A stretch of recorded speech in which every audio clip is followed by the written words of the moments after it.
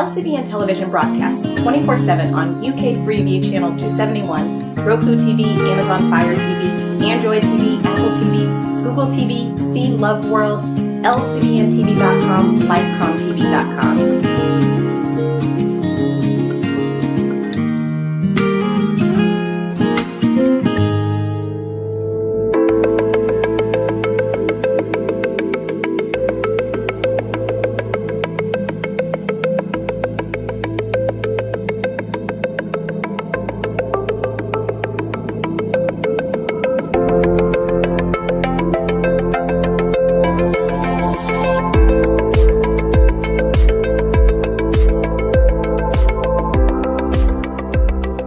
Rotimi Ashley-Dejo is the founder and CEO of Grafty.com, an online business services directory. He is also the chairman of the board of at LAC Trucks and Spares, a heavy-duty truck sales and maintenance company. He's a chemical engineering graduate of the University of Lagos and has had a 26-year career with Chevron Nigeria from 1991 till he elected for early retirement in 2017. During his Chevron career, he occupied leadership and management positions such as DV Drilling Operations Manager in Lagos, General Manager of the Drilling Department of Chevron Technology Company in Houston, Refinery Business Manager at Chevron El Segundo Refinery in California, and turnaround manager at Chevron Escavos GTL plant. Since retiring from Chevron, he's pursued his love of mentoring and has delivered multiple talks to high school children on a wide range of topics, including the time to focus is now and substance abuse and addiction. He is currently the member of King's College School-Based Management Committee, and he's also the current General Secretary of King's College Old Boys Association. I will welcome Rotimi. He's married. He has 2 teenage children. I'll leave you to introduce why we're here today and talk a little bit about yourself that I haven't read in your bio. I know you've got loads of things to talk about, wide and varied repertoire of life experience. So I'll leave you to introduce today's topic. Okay, thank you very much, Lydia. It's a real pleasure to be on this program.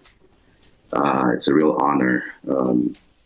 And thank you for that introduction. Just one quick correction. I did mechanical engineering. So the chemical engineers, hold your horses. I haven't decamped from mechanical. Oh, sorry. I am still a mechanical engineer. Okay.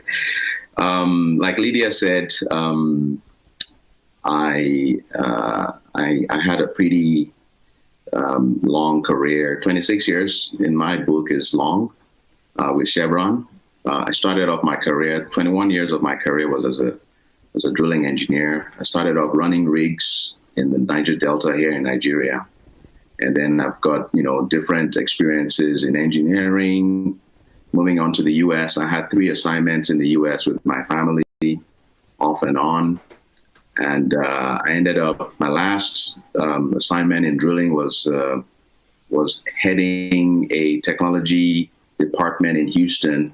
Chevron essentially has what you might call the University of Chevron, a company that's set aside for all the specialists in different fields. So I had all the drilling PhDs in my department, about 125 strong. And then, I wanted to move on to other horizons. I decided I wanted to do something different. And I ended up going to a refinery in California to kind of just learn a little bit about the downstream side of the business for about a year before coming back to Nigeria to be a part of a gas to liquids plant that we have in Escravos. Now, in 2017, at the end of 2017, a voluntary retirement package was offered, and I took it. So at the ripe old age of 48, I decided to take early retirement from Chevron. So that's a little over 2.5 years now. I've been retired. And since retiring, I have, involved myself in the things that I love to do. It includes things such as mentoring. I love mentoring. I did a lot of mentoring while I was at Chevron, and I continue to mentor in different spheres.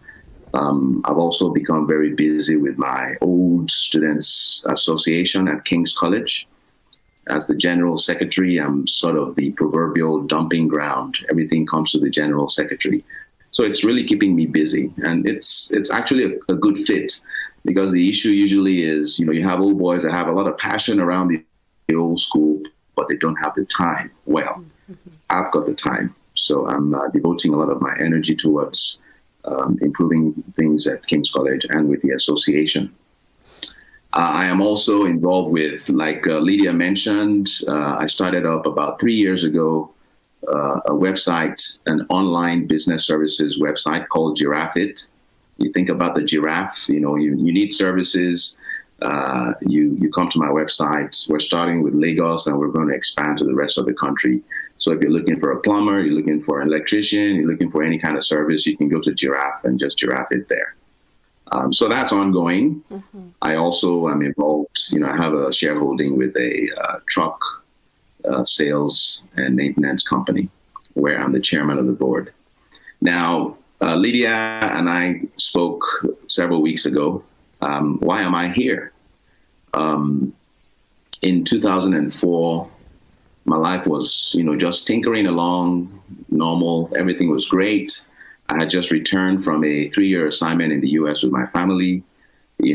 Everything was just looking fantastic, and I fell into a state of depression. Now, at the time, I didn't know what I was dealing with. I just thought it was some kind of extreme sadness that just wouldn't go away, and I just didn't understand why it wouldn't go away.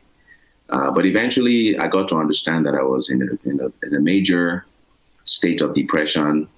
It lingered on, and it took me roughly 6 years to confront my denial and eventually seek help. And so I've had multiple bouts with depression since then while working. And during my last bout, I made a determination that I would help other people. I would, whenever it was expedient, I would get out there and help other people through this. A lot of people don't even understand what they're dealing with, talk less of confronting it. So we're here to talk about mental health, mental disorders, and my experience with it, and how I have handled it, and why I am speaking publicly about it. I think that kind of summarizes it. Yes, thank you. I thought you would do a better job than me in sort of sharing that.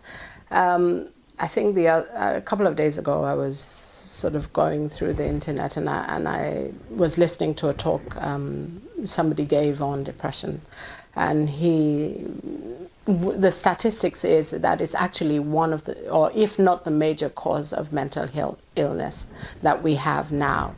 And I think the fact that we don't acknowledge it is what is frightening. Whether it's, we have it, we like to say we have low moods, and then going all the way to what you have, which is a real proper diagnosis of being clinically, we call it clinically depressed, which is a condition that you have to manage and perhaps live with for the rest of your life. Is that true? Is that true? Yes. Permit me to maybe get on the podium a little bit about what I suffer. And when the depression hit me in 2004, it initially felt familiar. We all experienced depressed moods. Everybody has a bad day, one at one time or the other. So your moods go into a little bit of a dip, and then eventually you feel better again. Whether the source of your low mood has gone away or it's still there you eventually feel better because our brains are designed to help us cope with everyday stress. When we have these, events that cause us sadness or distress, our brains will deplete certain chemicals in the brain. They're called neurotransmitters. We have different neurotransmitters in our brains, and it will give. There's an effect that it has that creates the sad or low mood that we have. But the brain is also designed to get back to normal. It will rebalance the fluids in your brain, and you start to feel better. A lot of people don't realize, when people say mental, there are all these exotic ideas about what mental means. It's something that's not physical. As far as a lot of people are concerned, it's somewhere in the abstract. And because of that, there's a lot of ignorance and misunderstanding about what it really is.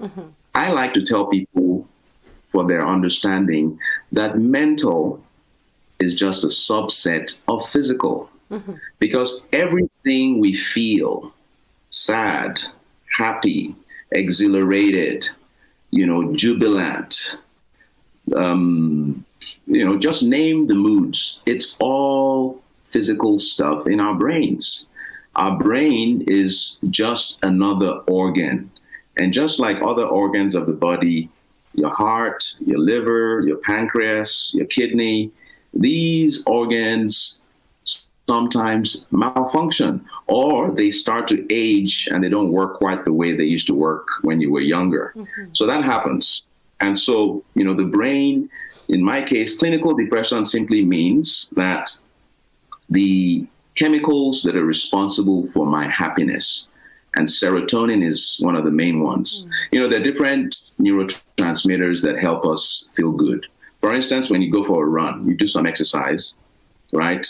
There are endorphins that will be produced in your brain. They make you feel good. When you go for a run, you feel better, you feel good, you feel fantastic. It helps, cognitive activity. Neuropinephrine. There are all kinds of transmitters that help us feel good. And so clinical depression is a state where stresses come and my serotonin drops and I feel sad, and my brain is supposed to rebalance. Whether it's after a few hours or after a few days or after a few weeks, it ought to rebalance, even if the cause of distress is still there. But in the case of clinical depression, it just gets stuck in that imbalance. And so I'm sad.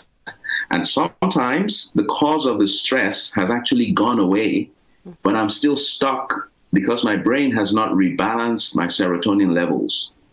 In my case, when the whole depressed situation, what I call the prolonged low mood started, I had just come back from the US and I was very, very enthusiastic about work. And I had had a very successful 3-year tenure in Houston, where I was teaching well control, a pretty significant, critical job in the drilling world.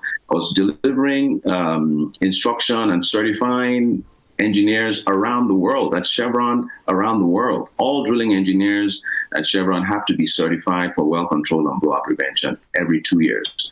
And I was one of the 3 guys that was doing that school, taking the school overseas and doing courses all over the world. And I came back really feeling good about myself. And I started working for a supervisor, and it just didn't go so well. My performance for the first time in my career was called to question, and it just wasn't familiar, and I just didn't deal with it well. It just hit me, and I fell into this mood. Now, here's the thing I'm saying about, the causative factor has already gone. I eventually had a talk with my supervisor. Luckily in Chevron, your assessment and your promotions and all that are not determined solely by your supervisor. There is a committee that will determine your performance. You've worked for other groups, you've corresponded with, you've collaborated with other people. So at the end of the day, it's by committee. And in that year, my supervisor was essentially overruled. I got a promotion, one of the biggest promotions, in the company, grade system, where I go from being a senior supervisor to being a manager. So it was a real big step up promotion. And that happened just months after I had been having this issue with my supervisor. So the causative, the trigger of my low mood had actually gone away. And yet for another year, I was stuck in that sadness. Yes, so the sadness remained, even though what triggered it, as we say, had been dealt with. Okay. Right. So that's what makes it clinical, is that it's not environmental. It's not cause, people tend to default to ask you, you're depressed, what's the issue? What are you sad about? And sometimes I tell them, there's nothing. My life is great. I don't understand why I'm here. My kids are great. My family is great. I've got a great job. Life is fantastic. But I'm stuck in this sad mood and I don't know how to get out of it. So it takes a little bit of explaining to people sometimes to let them know, hey, I'm not, they'll tell me, what, are you worried about money? Are you, what's the deal? And I keep telling them, it's not due to external factors. My body just can't get me back to happy. So the brain hasn't corrected itself. It hasn't healed itself. It hasn't fed me the right hormones that can bring some moderation. And I think one thing that a lot of times people say to people who are feeling depressed, just get over it. So what you're saying is sometimes they also want to get over it, but it's just not happening. It's not like something that you can just flick a switch, for example, and then I'm feeling happy, even though everything externally is good, or there isn't anything I can pinpoint and say, actually, this is what is making me feel this way. So it's something coming from the inside. It's something that our body isn't doing naturally, because like you said, we tend to want to separate the mental from the rest of our body, but the brain is what helps the rest of the body function. And go on. you make a good point, in the sense that, you see, I ask people, when they say snap out of it, pull yourself together, you need to have faith in God. There's all these things that people say. Usually they mean well. They mean well, but they're not informed. They're ignorant of what you're going through. Now, depression and clinical depression is just one type of mental health disorder. There are different types, and there's probably many other ramifications. It may not necessarily present the way mine does. But I ask them sometimes, I say, when you have hypertension, do you just snap out of it? Do you will yourself out of it? When you become diabetic because your pancreas isn't working right, do you snap out of it? Or if you have kidney failure, do you snap out of it? Then why are you asking me, who also has an organ malfunction, to snap out of it? What's so different? Why must I will myself out of a disease, right, when all the other organs, we don't do that? So it's a lack of understanding, and I try to explain it to people from that angle. And I think when people have faith, they almost connote this acceptance that actually I'm feeling depressed as a lack of faith, instead of actually, it has nothing to do with faith, because in my rational mind or in my being, I do believe, but at the moment, something is going on for me that needs medication, needs exercise, maybe even a change of diet, sometimes even environment. So there are things that we can do to help. And there's a place for faith. Oh yes. There's a place for counseling that can help people feel better. Absolutely. But the notion that some people have, which is a one-stop solution, not the way it works. You can have your faith, but still you're dealing with a physical ailment that requires medical attention.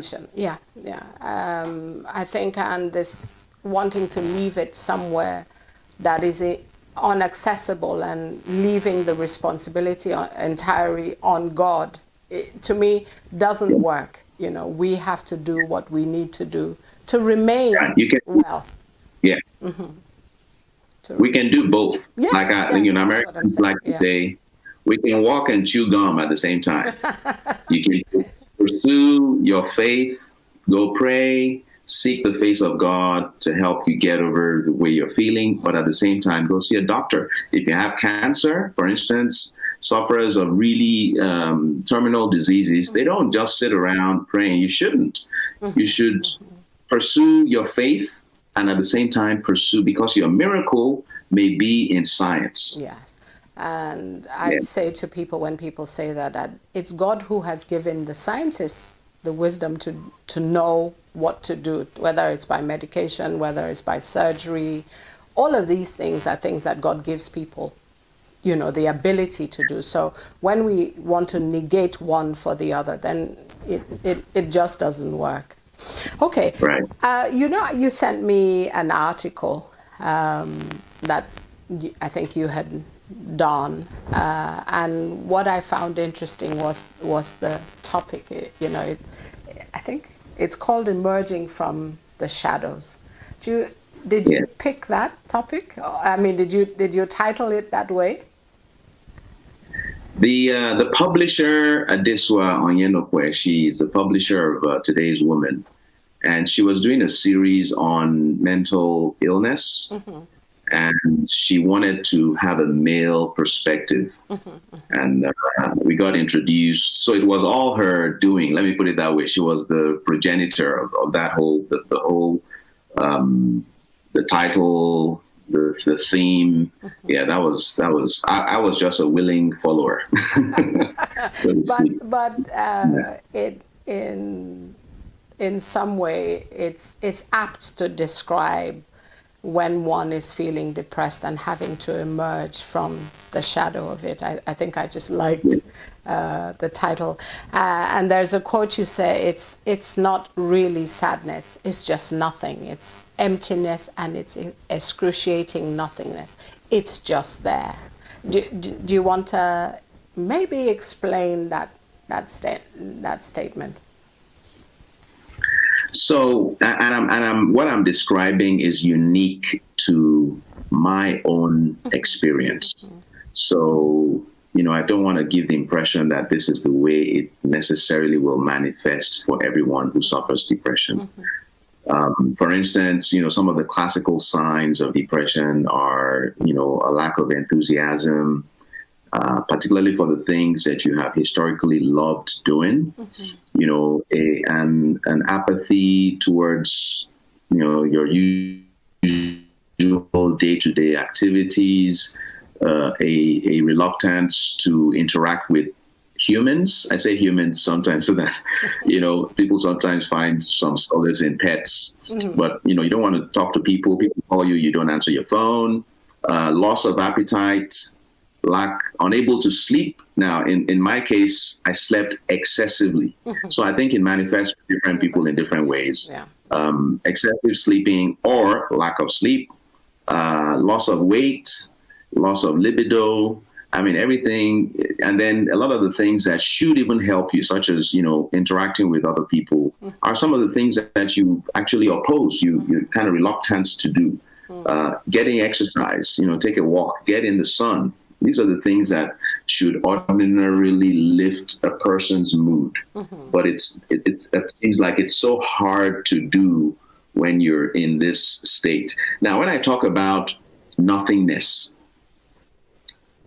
my wife went through this journey with me, and for the most part didn't really understand what I was feeling. I could not properly articulate what I was going through to her. And it gave her a lot of frustration because she just didn't know. Why, for instance, would an able-bodied man who's, able to talk, who's got energy in his bones, has eaten, why can't he, for instance, just get out of the bed, walk to the door of the bedroom, go downstairs, and just play with his kids. Why? What, is there, what kind of force is keeping such a guy from just doing that? And it was hard for me to explain or articulate what I was feeling. Now, when I went to see my therapist with her, my therapist once tried to explain to her what I was feeling. And she said, the analogy she gave was, consider or try to imagine losing a child. My wife said, well, hard to imagine, but I can just imagine the extreme grief that comes with that. And then my therapist said, try to multiply that feeling by 10. I don't know if you can do that, but it gave a picture of some extreme form of sadness. And I say it's not even sadness, because usually when you're sad, typically you know what you're sad about, right? You're sad about the loss of a loved one. You're sad about the lack of money.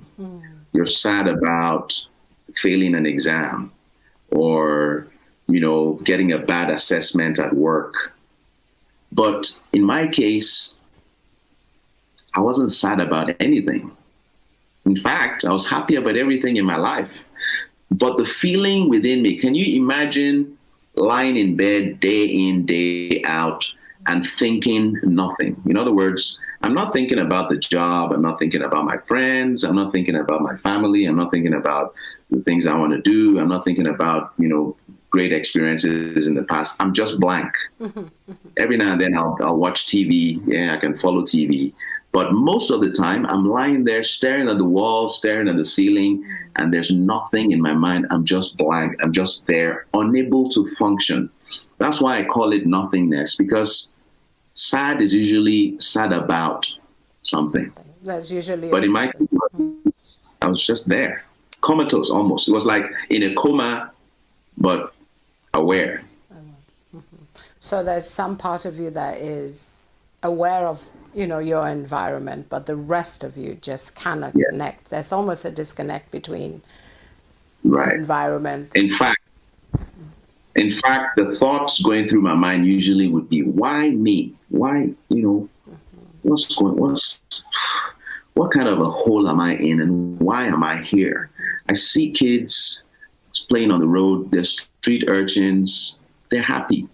I see people whose life situations, frankly, are not as great as mine, and they're happy, and they're going about their lives, and they're having fun and all that, and I'm just stuck here, unable to function, and I just don't get it. And so those are the kind of thoughts that go through my mind. And I know we're probably going to talk about suicide later, but you see, when people commit suicide, it's such a permanent, such a final thing to even consider. The fact that you're even thinking about it means you've been pushed to such an extreme of despair that you just want to end the feeling. Sometimes people talk about suicide as something, the person must be selfish. You're not thinking about your loved ones. You're not. But you see, it's far from it, at least in my experience. It's trying to get away from the way you're feeling. The feeling is so excruciating. It's so desperate that you just get tired of it eventually, and you just want it to stop. And the only way you think you can make it stop is by ending your life. Which is true. And also sometimes the person who is suffering feels they're a burden to other people. And this is the only way I can end my pain and end being a burden to those people around me who can't really understand why I'm feeling the way I'm feeling, why I'm in so much despair, why I can't see life as being enjoyable or even bearable, because it's not every time that life is enjoyable, but it's bearable. We want to make it through. We know there is hope on the other side. But this person is sitting in despair and thinking, I will never make it out of this darkness. I will never make it out of the pit. I will never be able to feel normal again, because there is, something about us feeling normal and feeling willing and able, not even necessarily happy, but just able to engage with the rest of the world. So thank you for sharing that. I'm going to sort of move a little bit and talk about being a man and what the male ego, what part it plays in accepting or denying this condition. Men, there's a book that says, men are from Mars and women are from Venus. And the book kind of looks at the both the evolutionary. I don't know. I know some people don't believe in evolution, but there's a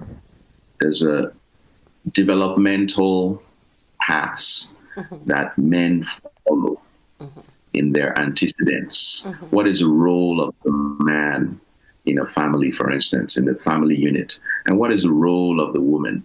And so, based on those antecedents of our different roles, we have developed in different ways. So we're very different. Men and women are very different. And so, for whatever reason it is, men have a much bigger ego than women. Pride has driven more men into destruction than women by far. And, I don't know whether it has to do with the child rearing need. Women have to really put away all their pride and really get down to business to raise their kids. Historically, that's, you can't get stuck in some kind of pride standoff when you've got kids to raise and a home to run. But men can afford all that nonsense, right? So we have bigger egos generally than women. And one of the reasons why Adeswa, Today's Woman, wanted to do a series and insert a man in it is she wanted to at least get the perspective of a man with our big egos. Now, I may not be the best candidate because I think relative to my men folk, I think I have a below average ego.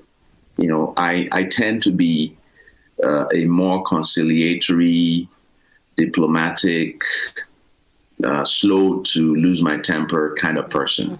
So in the category or in the department of pride and ego, I'm probably not the best candidate. There's probably a lot of men that are bigger in that department than I am. And I recognize that. I've known that for years.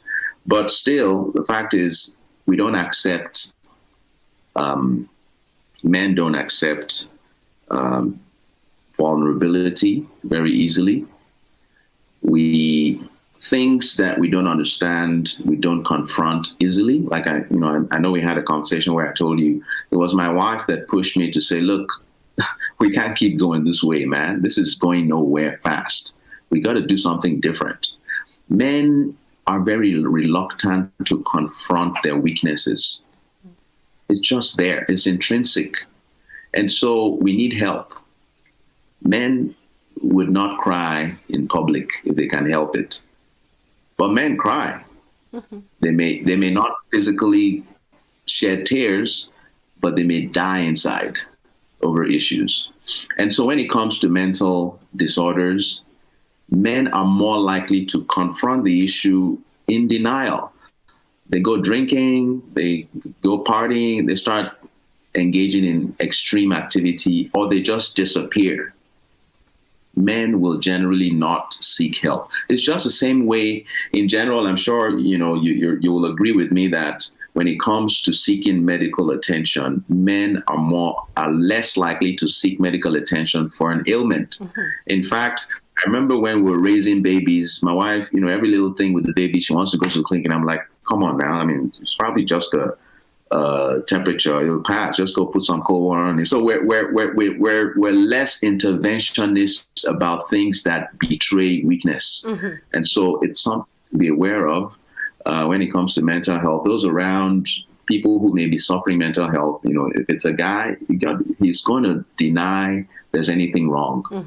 You've got to be really persistent and probe to get at the issues, because men are generally not going to reveal any chink in their armor. Because there's this thing about them being the hero and the savior and the, you know, Machismo. and I think I don't know if it was in our conversation where we were saying that I think particularly the black man is seen as quite strong physically. So he presents in that way. And for him to sort of now say, you know what, I'm not coping very well and I can't do this by myself. It takes an even bigger man to agree that they're not who they are or who we want them to be. I had this conversation with a young man. He was saying that actually sometimes we give you all this perception. You know, we're expecting so much more, you know, from you, that it's difficult for a man to say, I'm not coping, I need help. I think we need to go to the doctor. So your wife was really instrumental in pushing,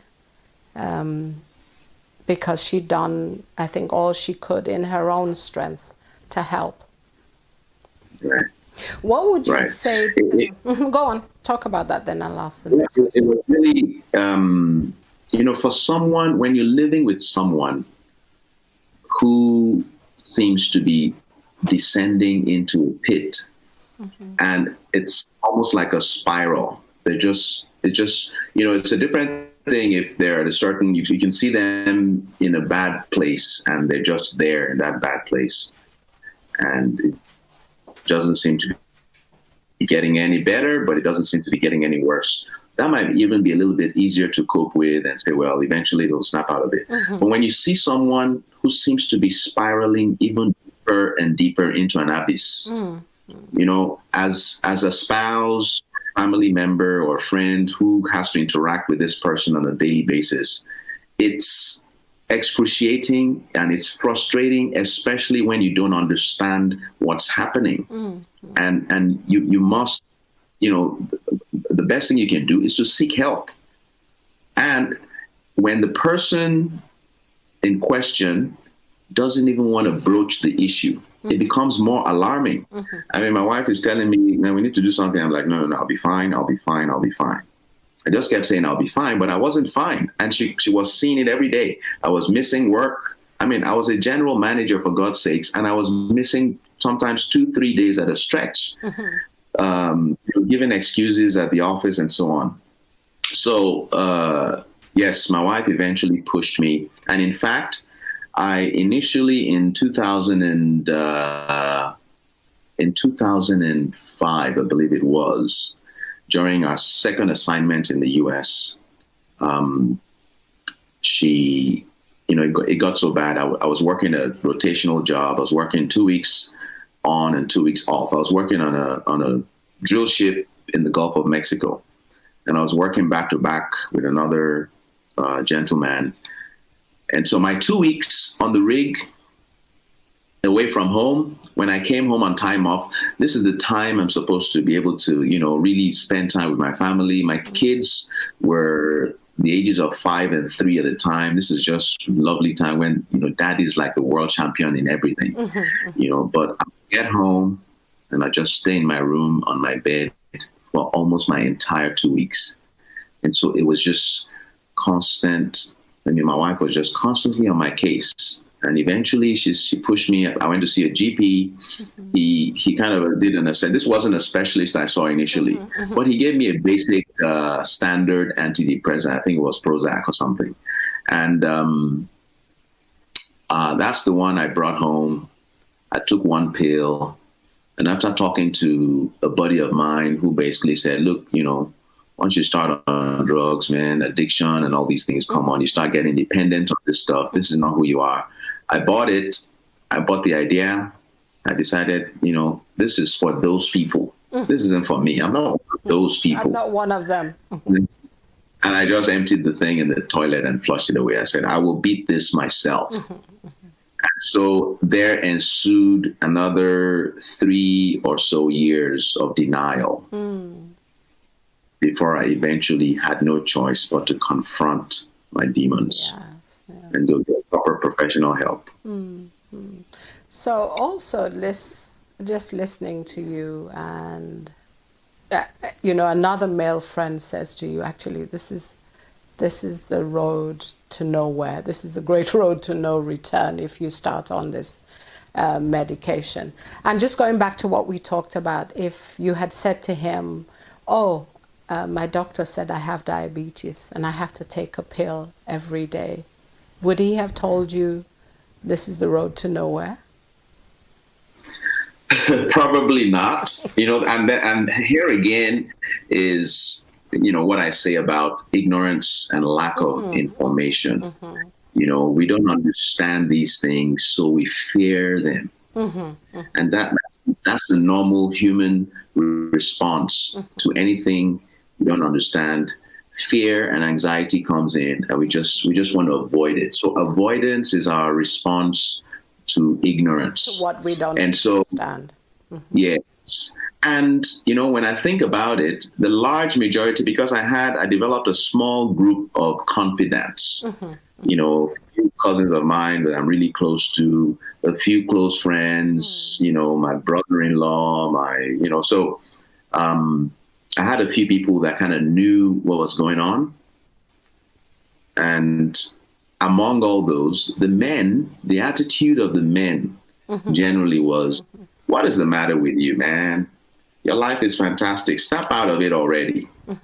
That's a summary of the guys. The women are more conciliatory. They're more, trying to understand and just trying to cheer me up and all that. But the men were more dismissive. I remember a friend of mine saying, what's depression in Africa? What are you talking about? What's this depression stuff? My friend, Taragiri, and snap out of it, get your life moving, man. Stop all this nonsense. So there's an approach from men generally of the macho way. Get your act together. We're men. We're hunters.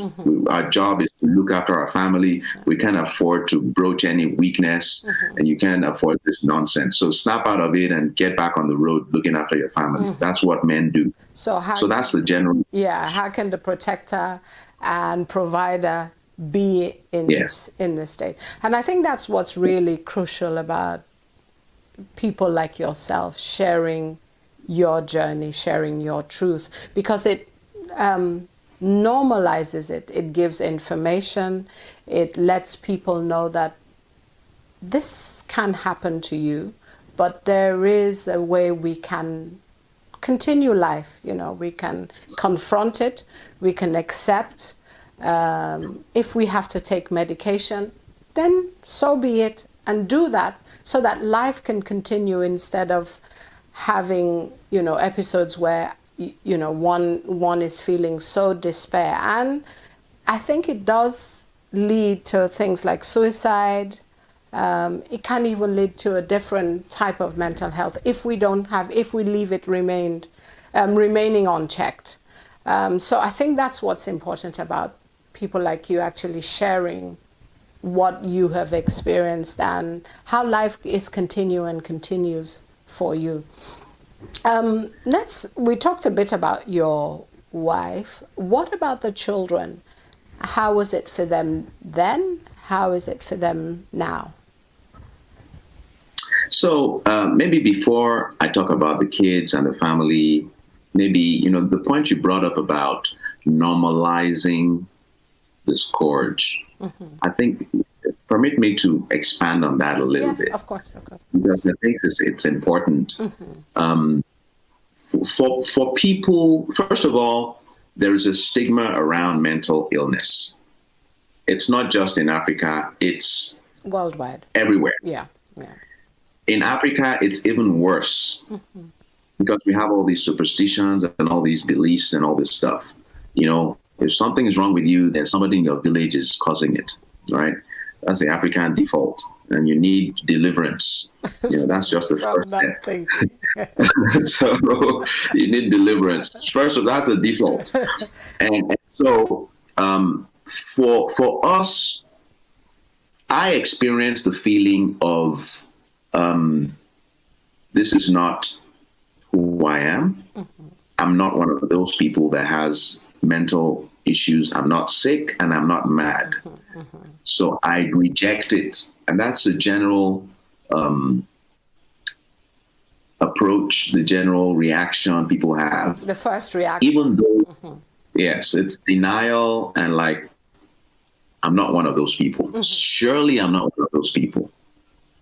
I reject it. You know how we in Africa we say I reject it.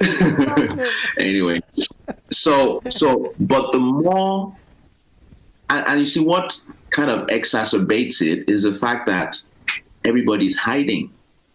So it's easy for a person who's experiencing these things and who doesn't see a lot of other people experiencing it other than the mad people on the streets who have gone completely crazy. Those are the images they see. So if something that is looking similar to what those people are experiencing is happening to me, it means I'm going to wind up like that. There's a bit of a co-joining of a thought process that makes you feel like, no, I'm certainly not one of those mad people roaming the streets. No. And that is because the large majority of other people that are suffering mental illness are hiding it. So you don't see that. They may even be in your family and you don't even know. And so it seems like this this thing that happens to just a few people who wind up on the road roaming the streets and they're just lunatics and they've completely lost it. And nobody wants to be associated with that. And so when people who are normal people, such as myself, come and speak out and say, look, guys, I've been going through this thing for years. And we have more and more people who are continuing to live their lives and can reveal that, hey, yes, I do have depression. I do have bipolar disorders. I do have manic depressive disorders. I've been dealing with it for decades. Then it starts to, as you say, normalize the whole idea of mental illness. And people start to accept it the same way they accept heart disease, kidney disorders, and so on and so forth. It's just another organ not working right.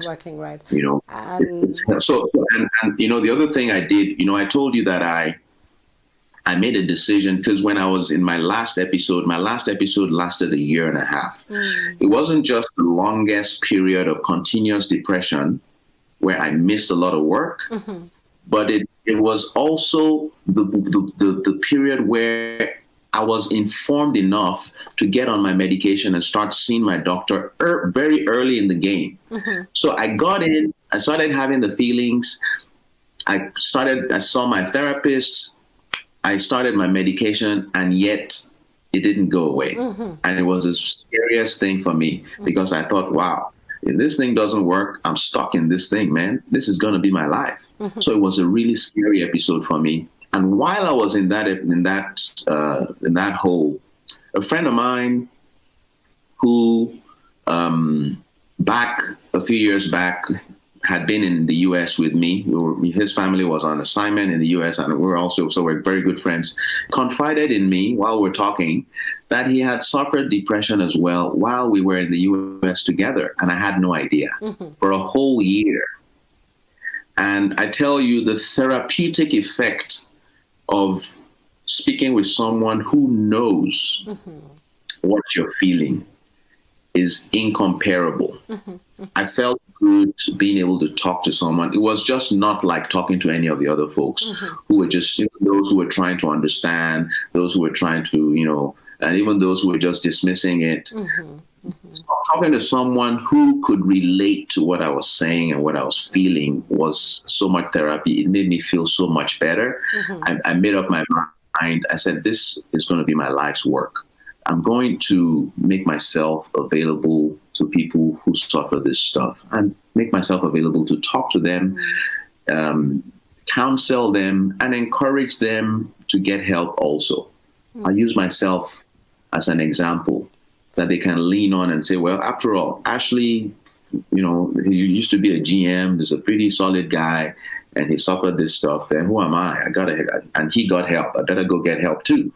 And I didn't know when I was going to be able to come out, but I did not want the negative stigma, the negative, the narrative potential to affect my career, because that's usually the issue. Yeah. That's one of the issues, is that once word gets out that this guy is mad, even now that I have come out, I'm hearing a few people talking about, wow, so that guy was mad. He was not well when he was over here at Chevron. I get that, you know, and I expected that, and it's okay now.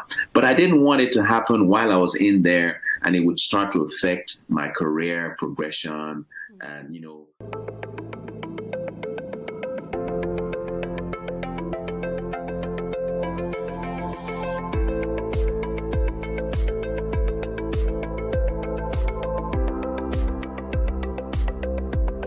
LCBN television broadcasts 24/7 on UK Freeview Channel 271, Roku TV, Amazon Fire TV, Android TV, Apple TV, Google TV, See Love World, LCBNTV.com, LifeComTV.com.